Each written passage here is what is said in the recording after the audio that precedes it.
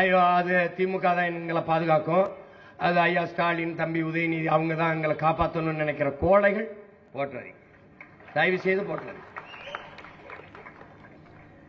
ஒருத்தன் சொல்ல முடியுதா இந்த நாட்டில் வராது, பிஜேபி வளராது, வளர விட மாட்டோம் என்று சொல்ல முடியுதா ஐயா ஸ்டாலின்? வந்துருவான் வந்துருவான்.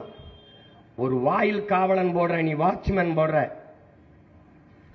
அம்மா நீங்க போய் படுங்கம்மா நான் பாத்துக்கிறேன்னு சொல்லணும். அவன் அதை விட்டு அம்மா கதவை பூட்டிக்கிறங்கம்மா, 2 3 தாப்பா போட்டுக்கிறங்கம்மா, அம்மா ஜன்னல் நல்லா பூட்டிக்கிறங்கம்மா, அம்மா அடைச்சுக்கிறங்கம்மா, அம்மா தட்டி பாத்துக்கிறங்கம்மா, நீங்க உள்ள போனோன்னு நான் தூங்கிடுறேம்மா. கோழைகளை போய் அதிகாரத்தில் உட்கார வச்சு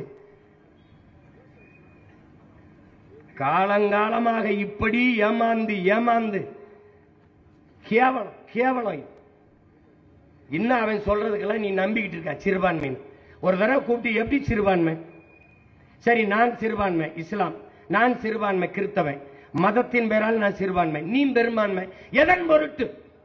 எந்த அடிப்படையில் நீ பெரும்பான்மை? எந்த அடிப்படையில்? மதத்தின் அடிப்படையில். எந்த மதம்? இந்து மதம். அப்போது நீ மதவாதத்துக்கு எதிரானவன் என்று பேசியது எவ்வளவு பெரிய ஏமாற்று, எவ்வளவு பெரிய ஏமாற்று.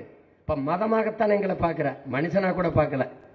எப்படி கேவலம்.